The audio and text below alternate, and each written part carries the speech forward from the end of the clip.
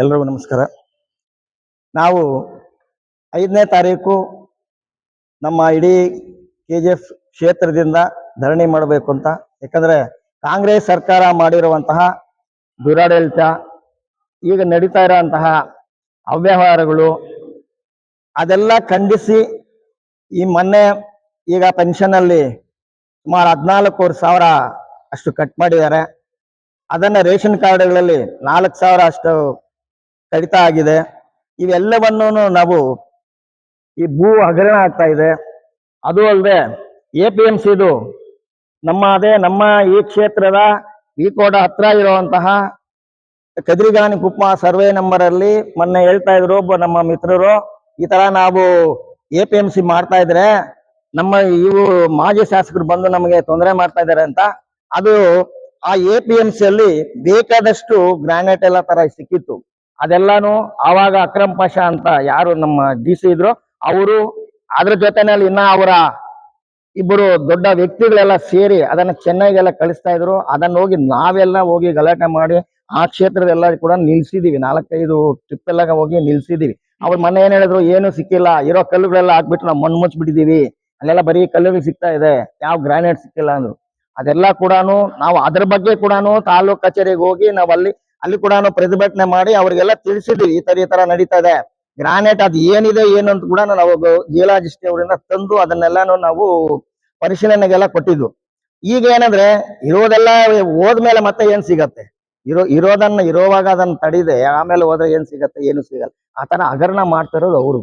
ಇಲ್ಲೇನಾಗಿದೆ, ಇದೇ survey number ಅಲ್ಲಿ ನಾಗಸೆಟ್ಟಳ್ಳಿ survey number 1ರಲ್ಲಿ ಈಗಿರೋ ಬ್ಲಾಕ್ ಪ್ರೆಸಿಡೆಂಟ್ ಆದಂತ ನಾಗರಾಜ್ ಅವರು ಅವ್ರ ಫ್ಯಾಮಿಲಿಗೆ ಸುಮಾರು 1 ಎಕರೆನಲ್ಲಿ ಜಮೀನು, ಅದು ಬಂದು ಈಶ್ವರ ಮಾನ್ಯ ಇನಾಮತಿ ಜಮೀನು. ಅದು ನೋಡಿ ನಿಮ್ಗೆ ತೋರಿಸ್ತೀನಿ.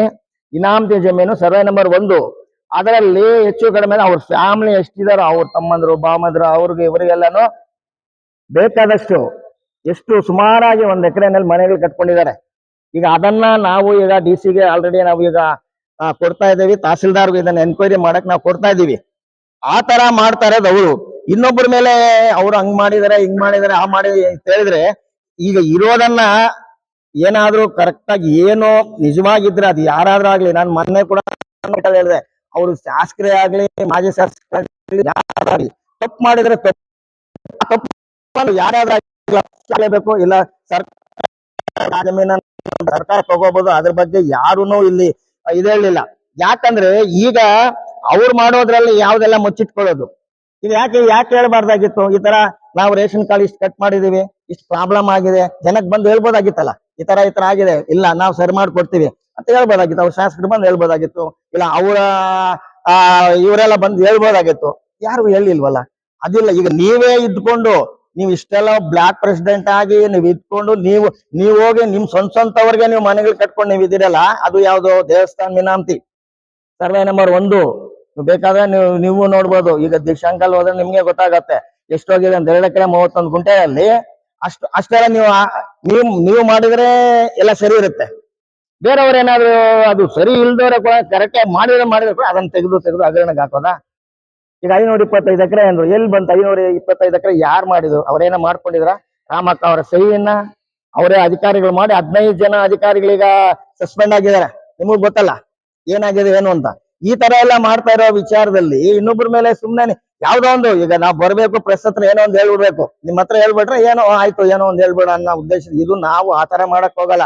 ನಮ್ಗೆ ಏನ್ ಅನ್ಯಾಯ ಆಗಿದೆ, ಜನರಿಗೆ ಏನ್ ಅನ್ಯಾಯ ಆಗಿದೆ, ಜನರಿಗೆ ಏನ್ ತೊಂದರೆಗಳಾಗ್ತಾ ಇದೆ, ಸಾರ್ವಜನಿಕರಿಗೆ ಒಂದು ಅಧಿಕಾರದಲ್ಲಿದ್ದಾಗ ಒಂದು ಸರ್ಕಾರ ಆಗ್ಲಿ MLA ಆಗ್ಲಿ ಯಾರಾದ್ರಾಗ್ಲಿ ಅವ್ರಿದ್ದಾಗ ನಮ್ ಕೈಯಲ್ಲಾದಷ್ಟು ಮಾಡ್ಬೇಕು. ನಾವ್ ಅದ್ ಏನ್ ಮಾಡ್ತೀವೋ ಅದನ್ನ ಮಾಡ್ದಾಗ್ಲೇ ನಮ್ಗೊಂದು ಜನ ನಮ್ ಮೆಚ್ಕೊಳ್ಳೋದು, ನಮ್ಗೆ ಇದ್ ಮಾಡೋದು. ಈಗ ನಾವು ಸುಮ್ಮನೆ ಹಗರಣ ತೆಗೆದು ಹಾಕಿದ್ರೆ ನಮಗೂ ಗೊತ್ತು, ನಮಗೂ ಬೇಕಾದಷ್ಟಿದೆ ಹಾಕಕ್ಕೆ. ಒಂದಲ್ಲ ಎರಡಲ್ಲ. ಕಾಂಗ್ರೆಸ್ ಸರ್ಕಾರ ಏನೇನ್ ಮಾಡತ್ತೆ, ಏನ್ ಮಾಡಿದ್ರು, ಎಷ್ಟು ಹಗರಣಗಳಿದೆ. ನಮ್ಮ ಲೋಕಲ್ ಅಲ್ಲೇ ಇರುವಂತ ಹಗರಣ ಬೇಕಾದ್ರೆ ತೆಗೆದು ಹಾಕುವಷ್ಟು ಇದೆ. ನಾವೇನ್ ಸುಮ್ನೆ ಕೂತ್ಕೊಳ್ಳೋದು ಇಲ್ಲ. ನೀವು ಸುಮ್ನೆ ಈ ತರ ಇಲ್ದೇ ಸಲ್ದೇ ಇರೋದೆಲ್ಲ ಮಾಡ್ತಾ ಇದ್ರೆ ನಿಮ್ ಅದನ್ನ ಅನುಭವಿಸ್ತೀರಾ ನೀವ್. ಯಾಕಂದ್ರೆ ಈಗ ಯಾವ್ದೋ 1-2 ಇಲ್ದೇ ಇರೋದನ್ನ ನೀವು ತೋರಿಸಿದ್ದೀರ, ನಾವ್ ಇರೋದನ್ನ ತೋರಿಸ್ತಾ ಇದೀವಿ. ಈಗ ನೋಡಿ, ನೀವು ಪ್ರೆಸ್ ಅವ್ರು ನಿಮ್ಗೆ ಈಗಲೂ ನಾನು ತೋರಿಸ್ತೀನಿ. ಇದು ನೋಡಿ, ನೀವು ಇದು ಸರ್ವೆ ನಂಬರ್ 1ರಲ್ಲಿ ನಾಗಸೆಟ್ಟಳ್ಳಿ ಸರ್ವೆ ನಂಬರ್ 1ರಲ್ಲಿ ಅದು 2 ಎಕರೆ 31 ಗುಂಟೆ ಯಾಕೆ ಬರುತ್ತೆ ನೋಡಿ, ಹೆಂಗ್ ಬರುತ್ತೆ? ಇನಾಮತಿ ಜಮೀನು ದೇವಸ್ಥಾನ ಇನಾಮತಿಯಲ್ಲಿ ಕಟ್ಕೋಬೋದಾ ಮನೆಗಳು? ಯಾರಾದ್ರೂ ಸ್ಯಾಂಕ್ಷನ್ ಮಾಡ್ತಾರಾ? ಅಂತ ನೀವು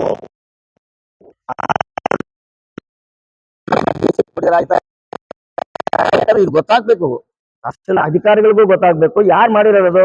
ಒಬ್ಬ ಅಧಿಕಾರಿ ತಾನೇ ಮಾಡ್ತಾನೆ, ತಹಸೀಲ್ದಾರ್ ಆಗ್ಲಿ ಡಿ ಸಿ ಆಗ್ಲಿ. ಇದು ಏನಾದ್ರೂ ಮಂಜೂರು ಮಾಡ್ಬೇಕಂದ್ರೆ ಯಾರು ಮಾಡ್ಬೇಕು? ತಹಸೀಲ್ದಾರ್ ಮಾಡಿರ್ಬೇಕು. ಈಗ ಅವ್ರಿಗೂ ಅಷ್ಟೇ ಇನಾಮತಿ ಜಮೀನೇ ಇರ್ಬೇಕು. ಆ ಇನಾಮತಿ ಜಮೀನು ಈಗ ಒಬ್ಬ SC ಇನಾಮತಿ ಜಮೀನು SC ಮಾಡ್ಕೋಬಾರ್ದು.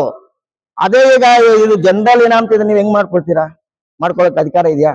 SC ತಗೋಬಹುದು, SC ಜಮೀನನ್ನ SC ತಗೋಬಹುದು, ಅದೇನ್ ತಪ್ಪೇನಿಲ್ಲ.